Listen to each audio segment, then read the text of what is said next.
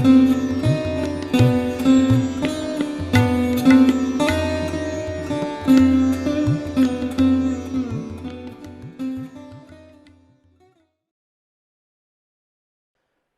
श्री माता जी। Online उपस्थित सभी सहयोगी भाई बहनों का ध्यान सत्र में हार्दिक स्वागत है। नमस्कार करके कलेक्टिव बंधन लेते हैं।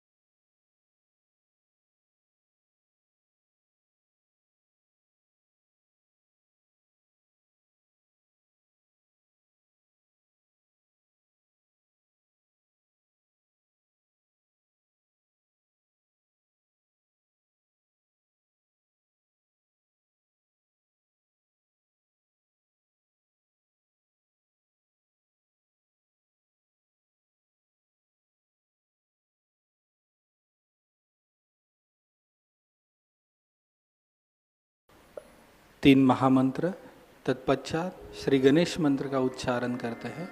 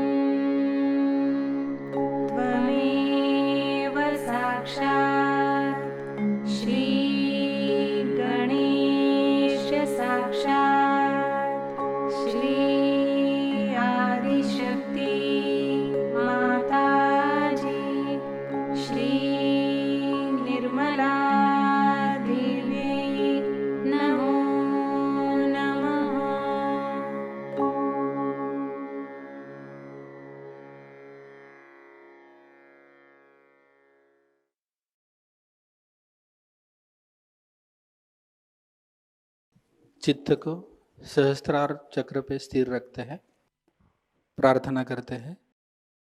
परम पूज्य श्री माता जी, कृपा कर हमारे आत्म साक्षात्कार को दृढ़ कर हमें एक आदर्श सहयोगी बनाइए। इसी अवस्था में कुछ क्षण ध्यान में बैठे रहेंगे।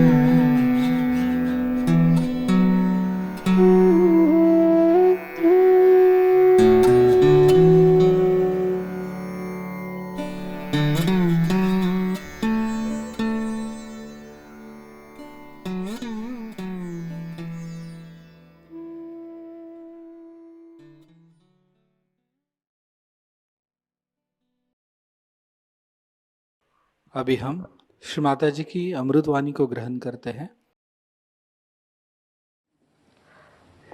उसके बाद अमदत अली साहब आए। जो भी शास्त्रीय संगीत का कोई भी गाने वाला या बजाने वाला आता है तो ये बिल्कुल उसमें खो जाते हैं।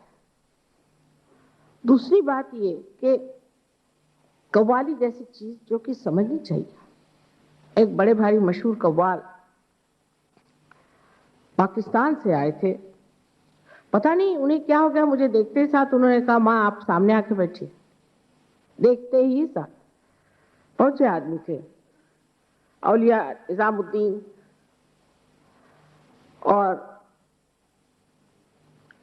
चिश्ती शरीफ के दरगाह पे लिखे हुए इतनी सुंदर कव्वाली उन्होंने कही। अर्थात हम तो समझ रहे थे, लेकिन ये अंग्रेज जो कि कभी भी इन्होंने कव्वाली नाम की चीज कान में नहीं सुनी थी, इनको कुछ मालूम भी नहीं हो रहा था कि क्या ये गा रहे हैं, उसके शब्द भी नहीं समझ रहे थे और उसमें एकदम से मगन हो गए। इसमें मैं कहूंगी कि गुरु नानक साहब ने बहुत काम किया हुआ है, क्योंकि गुरुद्वारे में अब तो मुझे पता नहीं क्या हाल है, पर जब हम कभी भी जाते थे तो रागी लोग इतने सुंदर रागदारी में गाते थे। अब मुझे पता नहीं क्या हाल है, क्योंकि उन्होंने भी इस बात को पहचान लिया था कि हिंदुस्तानी संगीत पद्धति में वो विशेषता है। इसी तरह से दक्षिण हिंदुस्तानी संगीत भी बड़ा ही मनोरम है। लेकिन उसके लिए मैं सोचती हूँ कि हम हिंदुस्तानी थोड़े अड़ियल तट्टू हैं। कोई सी भी नई चीज सीखना बड़ी मुश्किल हो जाती है, खास करके जिसने कभी शास्त्रीय संगीत सुना नहीं, वो कहता मुझे नहीं पसंद आता है गाना। बड़ा आश्चर्य है, पार होने के बाद तो ये गाना पसंद आना ही चाहिए। मैंने भी कभी संगीत सीखा नहीं, हालांकि मेरे घर में बहुत ज्यादा संगीतमय वातावरण रहा, ये तो मैं मानती हूँ। सभी गाने वाले और सभी एक से एक मशहूर लोग हैं, लेकिन एक मैं हूं कि मैंने कभी गाना सीखा नहीं, कभी बैठ करके कभी गाना गाया नहीं। तो भी कहूंगी कि ये नहीं कह सकती कि मैंने गाने सुने नहीं, क्योंकि बड़े बड़े लोगों को मेरे पिताजी बुलाते थे और उनके गाने कराते थे। हमने तो ऐसे लोगों को सुना कि शायद आप लोगों ने सुना नहीं होगा, लेकिन इसका कोई ना कोई बड़ा गहरा संबंध आत्मा से है। ये तो बजा रहे थे, लेकिन जो गाने वाले हैं उनको भी इसी प्रकार, और उनका इतना मान होता है वहां सहयोगियों के। लेकिन अपने जो वहाँ हिंदुस्तानी लोग जब कोई सा भी म्यूजिक प्रोग्राम अरेंज करते हैं, तो मुझे पता ये हुआ कि वो इन बेचारे आर्टिस्ट लोगों का रुपया मार लेते हैं। माने उनके अंदर जरा भी संगीत के प्रति कोई भी आदर नहीं।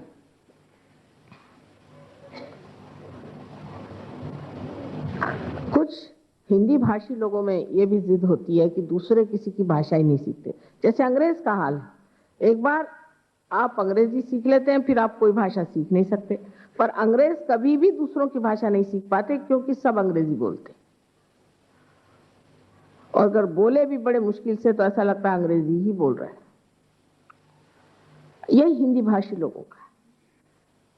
अब अगर उन्होंने कभी रागदारी को सुना नहीं, तो उनको रागदारी पसंद नहीं आती। लेकिन इनको देखिए ना, आपसे भी ज्यादा तादाद में लोग वहां सुनते हैं इनका संगीत। आशा है आपके भी हृदय के द्वार खुल जाएंगे और आप भी आत्मा के इस झंकार को सुनेंगे। मुझे तो ऐसा लगता है ये सारा संगीत मेरी आत्मा को झंकारता है, और उसमें झंकार कर उसकी प्रतिध्वनि आप लोगों तक पहुंच रही है। ये संगीत अपने अंदर चैतन्य भर के सब में बहता है,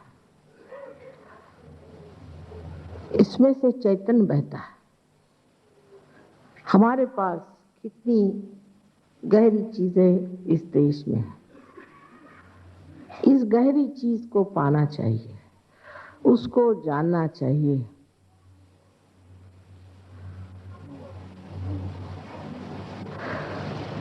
तब आप समझ पाएंगे कि आत्मा की गहराई आपके अंदर जम गई। अहंकार के कारण भी मनुष्य कभी कभी ऐसी बात कर देता है कि उसके अंदर आत्मा का जागरण कठिन हो जाता है। कल मैंने आपसे बताया था कि धर्म का महात्म्य क्या है, और आज सवेरे मैंने आश्रम में बताया कि सहज धर्म क्या है। सहज धर्म क्या है? आज आपसे मैं बताने वाली हूं कि धर्म की क्या आवश्यकता है और किस प्रकार हम आत्मा को प्राप्त होते हैं। धर्म की आवश्यकता संतुलन के लिए। आज आपने देखा कि तबले पर वजन, जिसे कहते हैं वजन, कितना संतुलित था। हाथ का वजन सितार पर कितना संतुलित था, कहाँ वजन देना है कहाँ नहीं देना, कितना उसका अंदाज बराबर था। इसी प्रकार जीवन का भी वजन संतुलित रखना चाहिए। संतुलित रखने के लिए मनुष्य को किसी भी अति पे नहीं उतरना चाहिए। कोई है कि अपनी इच्छाओं को इस कदर ज्यादा महत्व देते हैं उसके लिए कोई सा भी कर्म नहीं करते। और कुछ लोग अपने कर्म को इतना ज्यादा मानते हैं कि इच्छाओं की तरफ ध्यान ही नहीं देते।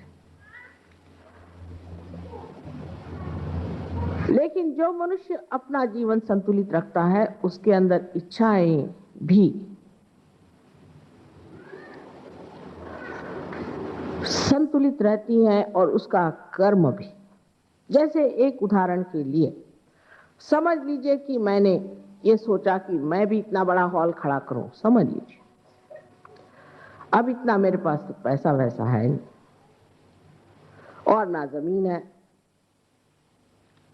तो मैं इतना बड़ा कैसे खड़ा कर सकती हूँ। पर मैं अगर सोचने लग जाऊं कि नहीं मैं करूंगी ही, अब उसी जिद में मैं पड़ जाऊं, मेरे मन में ये इच्छा हो जाए कि मैं जा करके और गवर्नर साहब के घर में रह जाऊं, तो क्या वो इच्छा पूरी हो जाएगी? लेकिन जब मैं उस कर्म में लग जाऊंगा तो पता होगा कि ये इच्छा जो मैंने की संतुलित नहीं, क्योंकि जो कर्म में नहीं उतरती है वो इच्छा बेकार है। अब दूसरे लोग जो होते हैं अतिकर्मी, जैसे कि इस दिल्ली में बहुत सारे हैं, कारण ये सरकारी नौकरी जो करने निकले तो सुबह के गए हुए रात को 11 बजे तक जब तक नहीं आएंगे तो सोचते ही नहीं कि उन्होंने अफसर को दिखाया कि हम काम करते। और अफसर लोग सोचते हैं कि जब तक वो 1 बजे तक रात में दफ्तर में नहीं बैठेंगे तब तक मिनिस्टर साहब मानेंगे ही नहीं कि वो काम करते। पागल जैसे बिल्कुल काम में लगे रहे, काम में लगे रहे, काम में लगे रहे, और अपनी दूसरी जो इच्छाएं हैं, जिम्मेदारियां हैं, जैसे अपनी बीवी है, बच्चे हैं और पहचान वाले दोस्त आदि हैं, अरे हमारा किसी से मतलब नहीं, हम तो शहीद आदमी, हम तो काम करें। ऐसे लोग मैंने देखा कि 40 साल तक भी जीले तो नसीब समझ लीजिए, पर 45 के बाद कोई नजर नहीं आता।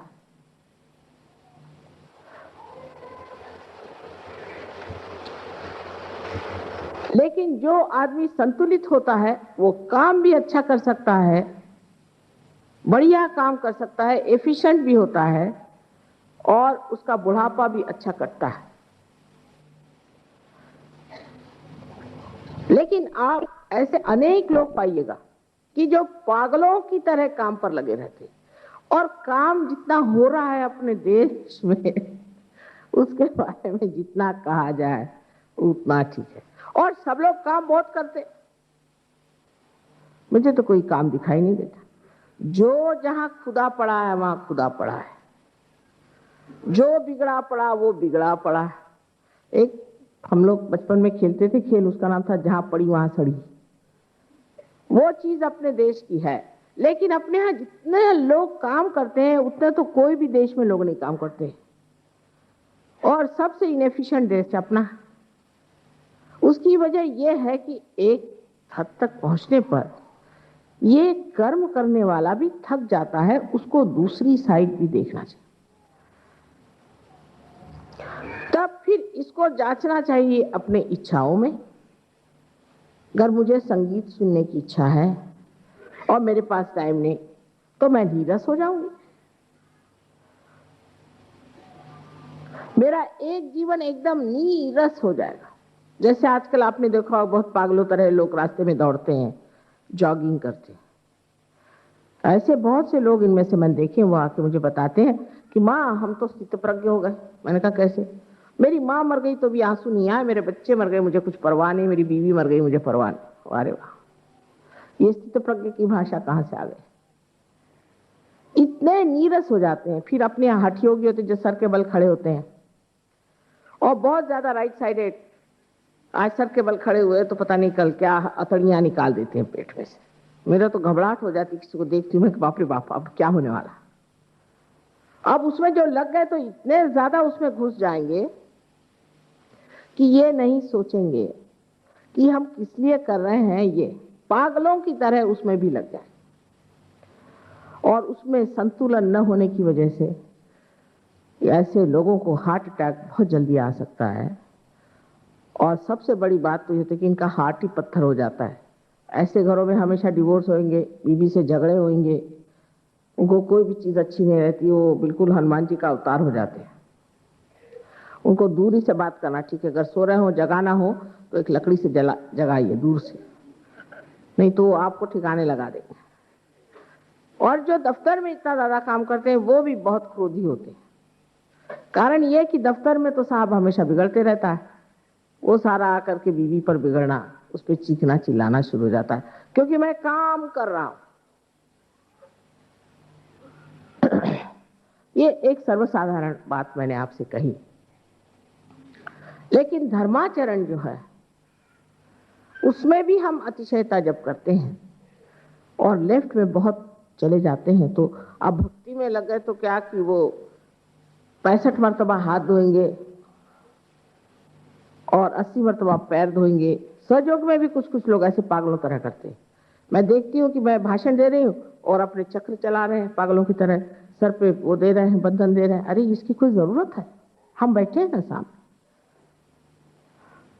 इसको ठीक कर रहे हैं, उसको ठीक कर रहे हैं।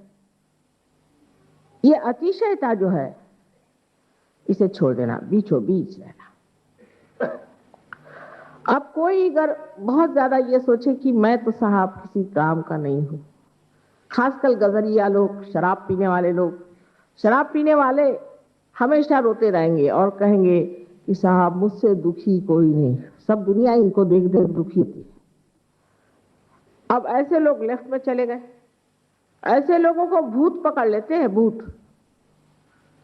जो अपने को कहता है मैं बड़ा बुरा हूं, मैंने बुरे काम किए तो सारे बुरे काम वाले आपके खोपड़ी पे आके बैठ जाएंगे। और जो राइट साइड में बहुत जाते हैं इनको भी एक तरह के भूती पकड़ते हैं, पर उनको राक्षस कहिए, जैसे कि हिटलर ने राक्षस बिठाए थे जर्मन लोगों पर। वो राइट साइडेड मूवमेंट कि हमसे बढ़ के कोई नहीं, हम सबसे महान है और हम चाहे सबकी गर्दन काटे।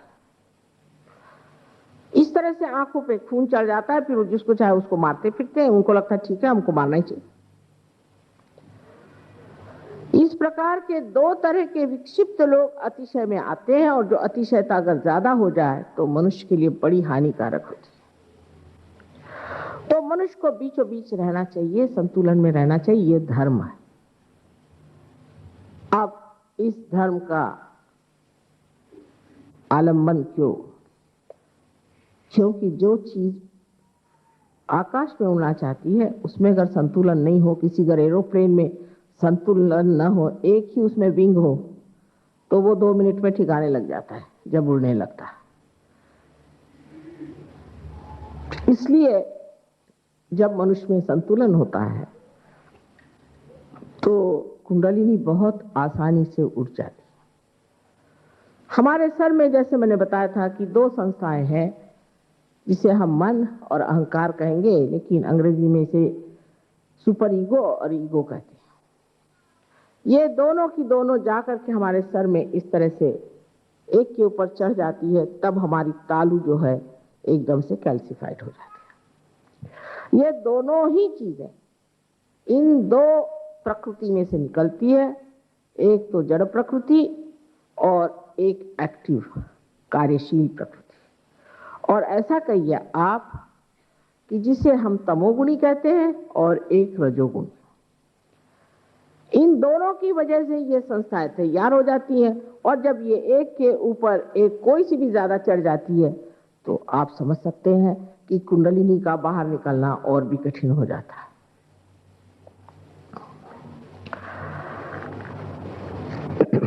अब जब कुंडलिनी का जागरण होता है, जो कि शुद्ध इच्छा है, तो कुंडलिनी इन चक्रों से गुजरती हुई हर एक चक्र को पूरी तरह से आलोकित करती हुई आखिर ब्रह्मरंध्र में आती है और यहाँ पे भेद करके और यहाँ से बाहर निकल आती है।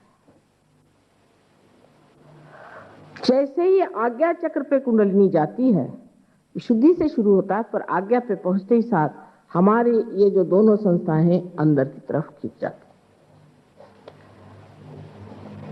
इन दोनों चक्रों में विशेष शक्ति है कि ये इन 2 संस्थाओं को अंदर की तरफ खींच लें, उसका शोषण कर लें, उसको सुखा दें। उसके कारण तालु की यहाँ जगह हो जाती और उसमें से कुंडलिनी बाहर निकल पड़ती।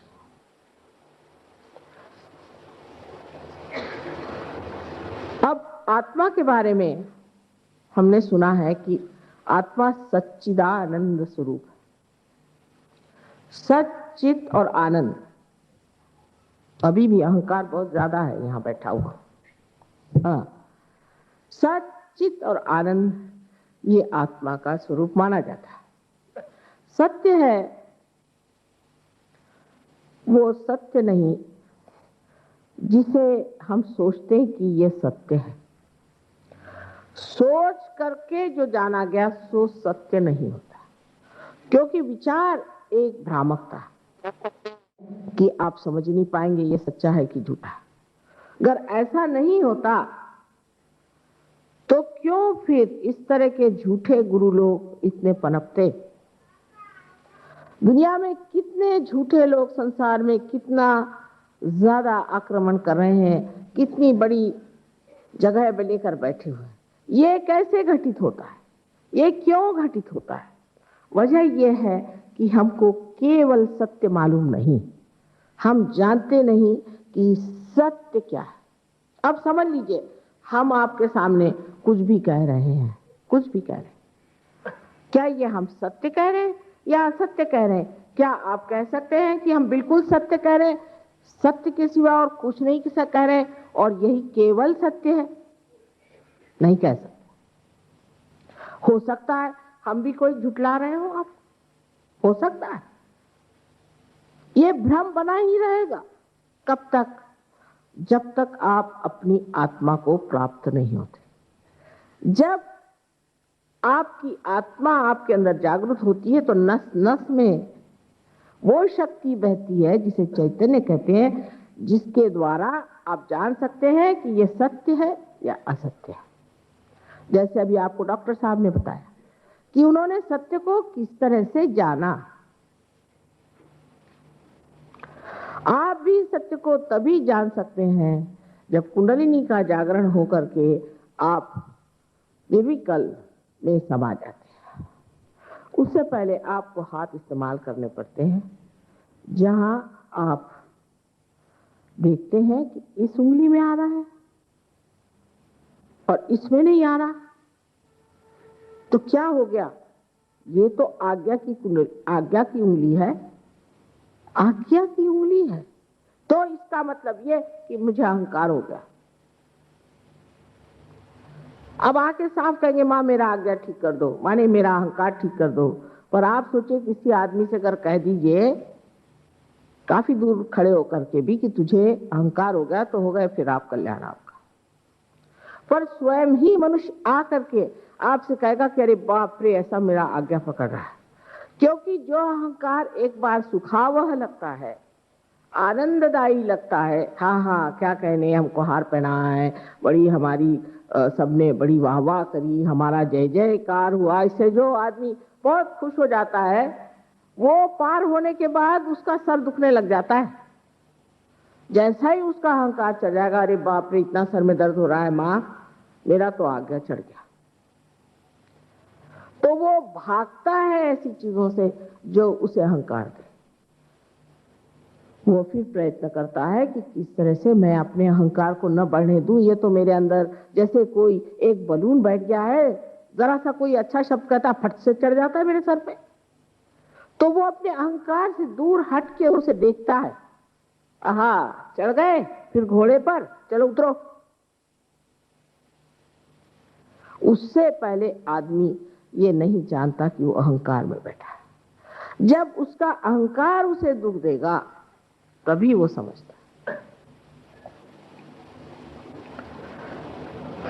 इस अहंकार की पीड़ा सिर्फ आप आत्म साक्षात्कार के बाद ही जानेगा। आप देखिए कि अगर मनुष्य का अहंकार टूट जाए इसी तरह से, तो दुनिया में अमन और चैन हो जाए और शांति आ जाए।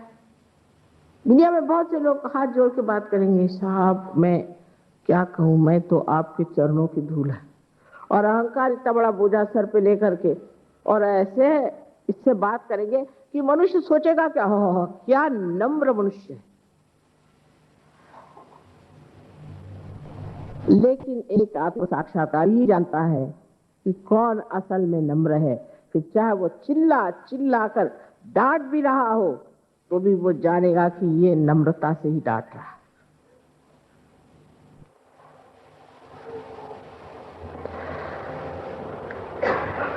अहंकार का काम दूसरों का नाश करना है, लेकिन वो अपने को भी नाश करता है। तो सत्य को मनुष्य जानता है अपने आत्मा के प्रकाश में, और वो देखता है कि मेरे अंदर यह अहंकार है, उसे वो त्याग देता है। इसीलिए कहा जाता है कि सत्य स्वरूप आत्मा है। आत्मा का ये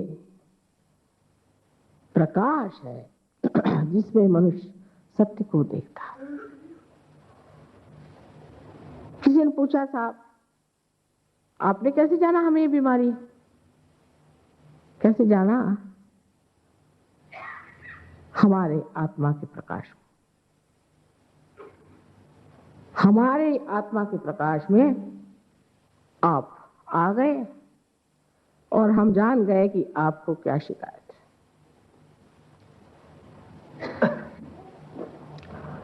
यहां बैठे बैठे आप किसी के बारे में भी जान सकते हैं, अगर आप आत्म साक्षात्कारी हैं, कि उनका क्या हाल है। एक दिन निक्सन साहब के बारे में मैंने कहा, जरा निक्सन का हाल तो देखो क्या हो रहा है। उस सहयोगी ने हाथ किया, माँ ये क्या हो रहा है, हमारे तो सारे हाथ झपझप हो रहे। मैं कहा समझ गई, इसलिए मैंने कहा था पता कर लो तो बाद में तुम्हें समझ आएगा। मुझे तो समझ आ गया था, लेकिन मैंने कहा ये भी देख ले।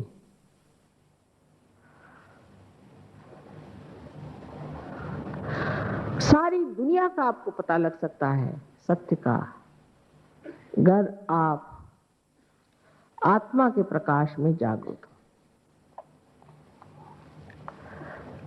अब हमारे यहाँ भारतीय भूमि पर बहुत सारे स्वयंभू स्थान हैं। आप आत्मा के प्रकाश के बगैर कैसे जानिएगा कि ये स्वयंभू है या झूठे हैं? क्योंकि जो स्वयंभू स्थान होगा वहां से, जैसे इन्होंने कहा था कि कूल ब्रीज आने लग जाती, और जब आपको कुछ हुआ ही नहीं है, आपकी आंखें ही नहीं है, तो आप कैसे जानिएगा कि हाथ में कूल ब्रीज आ रही है?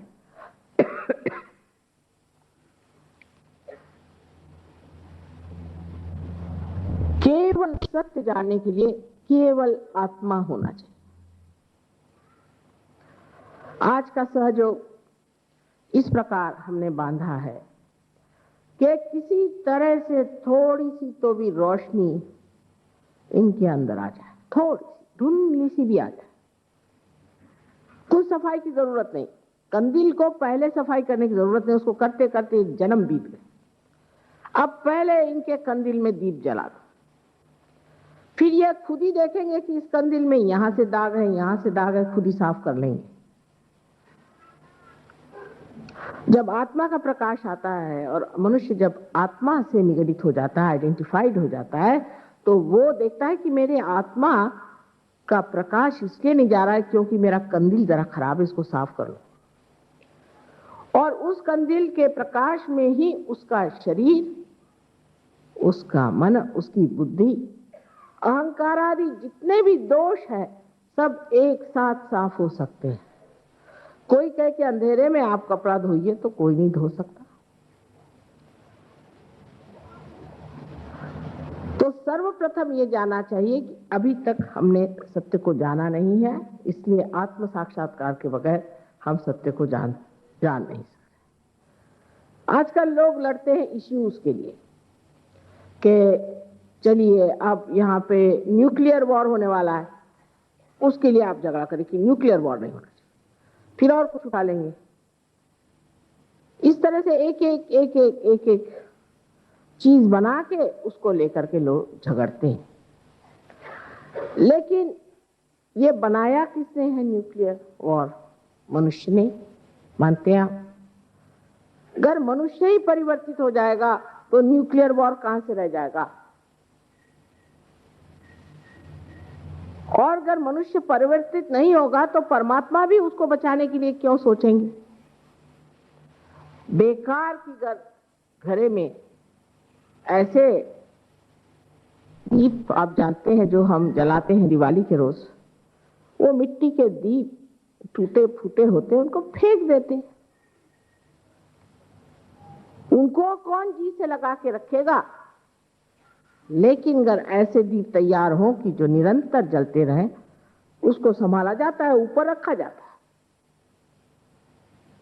इसी प्रकार मनुष्य जाति का भी है। अगर मनुष्य जाति में ऐसे कुछ लोग हो जाए कि जिनके प्रति परमात्मा जागरूक हो जाए और सोचें कि ये मेरे बेटे बैठे हैं ना, तो सारा संसार बच सकता है।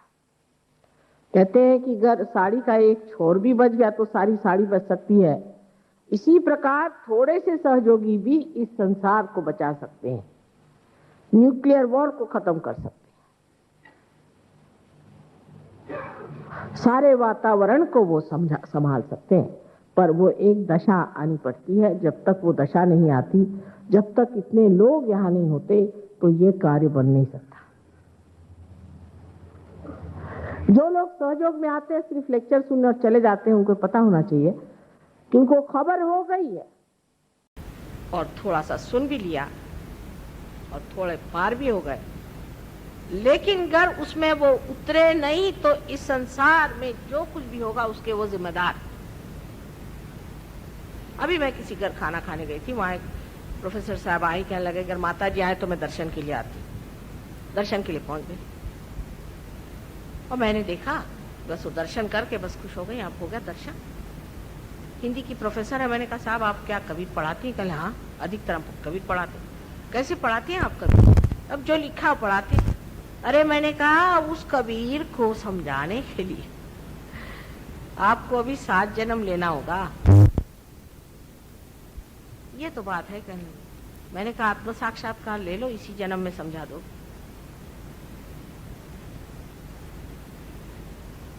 लेकिन वो नहीं, उनको टाइम नहीं है ना।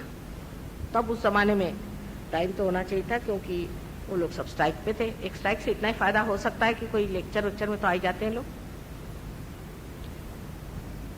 लेकिन उनको टाइम नहीं, क्योंकि एक इश्यू ले लिया, उसके पीछे हम लड़ रहे हैं। ये आत्मा का जागरण मनुष्य को अत्यंत शांति प्रदान करता है, क्योंकि सर में कोई विकल्प नहीं रह जाता। अंदर से मनुष्य एकदम शांत हो जाता है। जैसे कि आपने एक रथ का चक्का देखा होगा कि रथ का चक्का परिधि पे, सरकमफेरेंस पे घूमते रहता है, लेकिन इसका बीचों बीच का जो मध्य बिंदु है उसको तो पूरी तरह से स्थित होना पड़ता है, स्टेडी होना पड़ता है, नहीं तो चल ही नहीं सकता। जब आप पार हो जाते हैं तो उस मध्य बिंदु में आप उतर जाते हैं, जहां खड़े होकर आप देखते हैं सारी परिधि घूम रही और आप शांत बैठे। आप किसी भी चीज से विचलित नहीं होते। आप देखते हैं सारा नाटक और आप विचलित नहीं होते। आप में साक्षी स्वरूपत्व आ जाता है। जैसे कि उठते हुए पानी में और गिरती हुए लहरों में मनुष्य घबरा जाता है, लेकिन नाव में बैठने के बाद वो देखता है मौज से उसे। इसी प्रकार मनुष्य जब आत्मा की नाव में बैठ जाता है तो किसी चीज से विचलित नहीं होता, उसमें शांति प्रस्थापित हो जाती है। अंदर की शांति से ही बाह्य की शांति आने वाली है, और बाह्य की शांति से अंदर की शांति नहीं आती, क्योंकि बाह्य में जो शांति बनाई गई है ये सब कृत्रिम है, आर्टिफिशियल है। हम लोग कहते हैं चीनी हिंदी भाई भाई, है क्या भाई? आज एक दूसरे का मुंह नहीं देखते।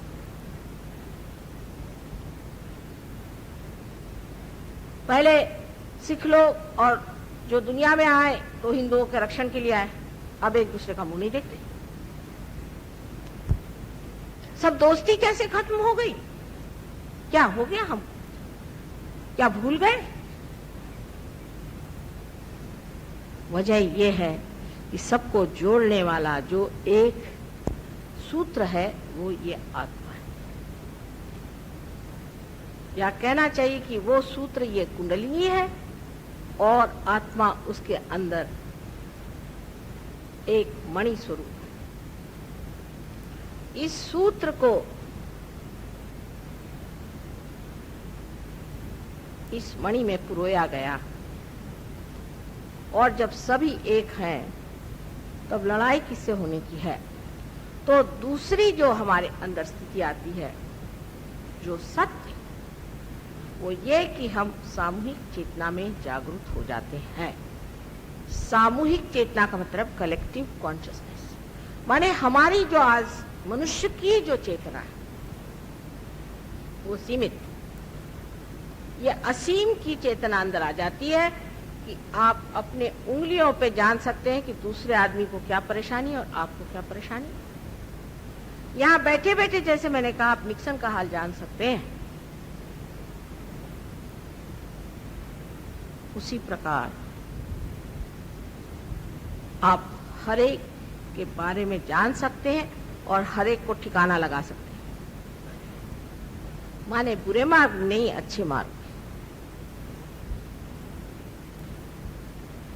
ये जो आपके अंदर नवीन चेतना का आयाम, डायमेंशन आ जाता है, उस आयाम को पाना ही हमारे उत्क्रांति माने इवोल्यूशन का चरम लक्ष्य है।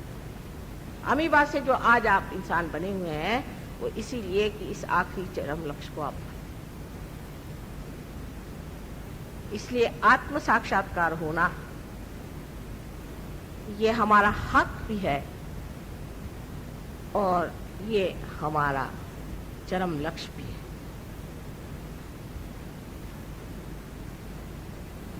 तीसरी चीज कि जो चित्त होता है ऐसे आदमी का या ऐसे इंसान का जिसमें आत्मा का जागरण हो गया, वो चित्त समय पर उसी क्षण पे ठहरा रहता है। ये नहीं अगली पिछली बात कुछ नहीं सोचता, उस क्षण खड़ा है। जैसे अब आप मेरे सामने बैठे हैं, सब मेरे सामने चित्रवत ठाड़े, अब मैं सब आपको देख रही हूं, मुझे मालूम आप कौन है, कहां बैठे हैं, क्या है। कभी भी मैं आपको देखूंगी, मैं जान जाऊंगी कि आप कहां बैठे थे, कौन सी साड़ी पहने थे, कि कौन से कपड़े पहने थे, किस ढंग से बैठे थे, क्या। जैसे कि कोई कैमरा नहीं होता है, ऐसे चित्र सा मन में खिंच जाता है, और जिसे देखना नहीं चाहे वो बिल्कुल ही नहीं देखता है। तो आपका जो चित्त है वो जागरूक हो जाने की वजह से अपने ही आप धर्म जागरूक हो जाता है कि धर्म है ये चित्त स्वरूप हमारे उदर में, पेट में फैला हुआ है। क्योंकि चित्त की जागरणा होती है, मनुष्य जो चीज देखता है वो चाहे दूसरा न देखे, लेकिन वो देखता भी है, जानता भी है और समझता भी है। इसके अलावा वो करामाती भी है, उसका इलाज भी कर सकता है। जब आपके अंदर सारी ये शक्तियां हो सकती हैं विराजमान, तो क्यों ना अपने चित्त को आलोकित कर ले, जबकि दीप भी है, दिया भी है और ये चित्त की फैली हुई आभा भी है।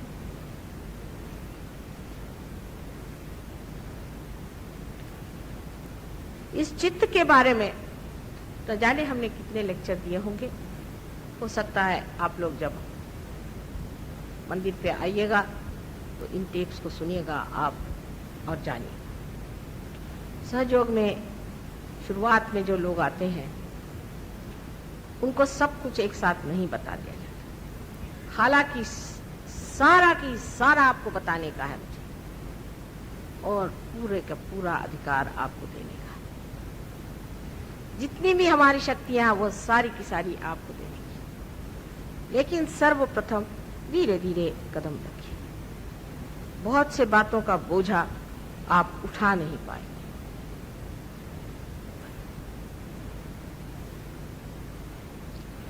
इसलिए सूझबूझ से पहले आपको परिपूर्ण किया जाएगा और आप धीरे धीरे जब अपने कदम बढ़ाएंगे तब आपके सामने सारा सत्य प्रकट होगा और उसको फिर आप उसकी प्रचिति आप कर सकते हैं, उसका पड़ताला ले सकते हैं कि बात ठीक है,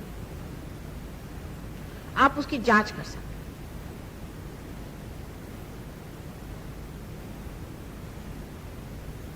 पर सबसे महान चीज जो आत्मा की है वो आनंद, वो भी केवल आनंद। सुख और दुख दो चीज है, एक ही रुपया के दो चेहरे हैं। कभी सुख तो कभी दुख, दुख तो कभी सुख। मनुष्य सोचता है क्या तमाशा। जब आत्मा की बात होती तो केवल आनंद होता है, लेकिन जब आपका अहंकार तृप्त होता है तो सुख लगता है, और जब अहंकार उठता है और या तो प्रति अहंकार मन में कुछ दुख हो जाता है तो दुख लगता है। सीधी बात। चाहे इस घड़े में पानी डालिए, चाहे इस घड़े में पानी डालिए, जिस घड़े में पानी है वहीं उसका असर दिखाई देगा। लेकिन केवल आनंद ये दशा होती है कि जहां सुख और दुख दोनों के ओर देखा जाता है। जैसे कोई नाटक होता है, नाटक को देखते देखते कभी कभी लोग सोचते कि हम ही शिवाजी महाराज है, तलवार निकालने लग जाते हैं। बाद में पता होता है एक तो नाटक था, हम तो नाटक देख रहे थे। इसी प्रकार आपके नाटक टूट जाते हैं और फिर सिर्फ आनंद, आनंद में मनुष्य विभोर रहता है। उसमें सुख और दुख की भावना नहीं। आनंद एक तीसरी दशा है जिसके लिए मैंने आपसे कहा कि जिन्होंने कभी भी संगीत को सुना नहीं, जो जानते नहीं कि रागदारी क्या है, वो कहते हैं माँ ये आनंददायी चीज है। किसी खूबसूरत चीज को देखिए तो हो सकता है आपको ऐसा लगेगा कि मैं खरीद लूं, ये कितने पैसे की आई है, कितने को खरीदी गई। कोई ना कोई विचार मनुष्य करेगा, किसी भी वस्तु पर पड़े, किसी मनुष्य पे पड़े, कहीं अपना जहां चित्त गया उसका लौटना होता है विचारों। लेकिन ये तो निर्विचार स्थिति, अभिभूत होके आप देखे जा रहे हैं। जैसे अब समझ लीजिए एक सुंदर सी चीज रखी हुई यहाँ पे मिट्टी की बनी हुई, इसको मैं बस देख रही हूँ। इसको बनाने वाले ने जो भी इसमें आनंद डाला है वो मेरे अंदर ऊपर से नीचे तक झरझर झरझर झरझर बह रहा। संगीत को भी मैं निर्विचार में सुन रही हूँ। इसमें जो कलाकार आनंद भरने का प्रयत्न कर रहे हैं वो पूरा की पूरा वो सारा निराकार स्वरूप आनंद मेरे अंदर झरझर झरझर झरझर झरझर बह रहा, जैसे गंगा में नहा रही हूँ। तब मनुष्य आनंद में विभोर रहता है, लेकिन वो पागल नहीं हो जाता। बहुत से लोग सोचते हैं कि जब आदमी पार हो जाता है तो पागल जैसे रास्ते में बिल्कुल पूरे होश में रहता है। जितना होश आत्म साक्षात्कारी को होता है उतना किसी को हो ही नहीं सकता। वो पूरे होश में सतर्क, उसको हर चीज मालूम है। वो ये जानता है कि कौन सी चीज शुभदायी है और कौन सी अशुभ है, क्योंकि फौरन उसको परेशानी हो जाएगी। किसी जगह जाकर लगेगा कि कुछ अशुभ हो रहा है, यहाँ पे छोड़ दीजिए। शुभ अशुभ का विचार ही हमारे अंदर नहीं। ऐसा आदमी किसी भी घर में चला जाए, घर में शुभ हो जाए। बहुत से लोग कहते हैं कि माँ जब से मैं सहयोगी हो गया मेरे घर में सब अच्छा ही हो रहा है, सब अच्छा ही हो रहा है, क्योंकि आप स्वयं शुभ हो गए। शुभ एक ऐसा वातावरण है जो एक आत्म साक्षात्कारी मनुष्य के कारण वातावरण का आया हुआ सारा कुछ शुभ बह निकलता है और अशुभ छूट जाता है। निःशब्द ध्यान में बैठते हैं।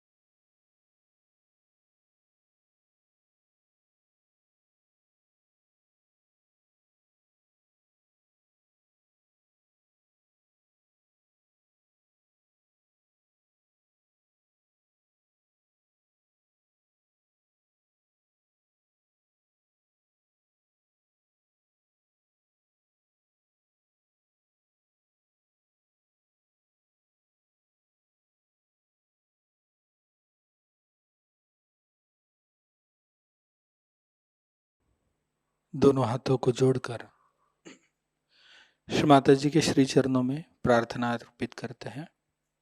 परम पूज्य श्री माता जी, आज का यह सामूहिक ध्यान हम आपके श्री चरणों में समर्पित करते हैं। श्री माता जी, संपूर्ण जग में विश्व निर्मला धर्म स्थापन करने हेतु कृपा कर आप हमें सहयोग प्रचार प्रसार का एक शुद्ध और सशक्त माध्यम बनाइए। परम पूज्य श्री माता जी, कृपा कर हमारी सभी प्रार्थनाओं को स्वीकार कर हमें आशीर्वादित कीजिए। नमस्कार कर कलेक्टिव बंधन लेते हैं।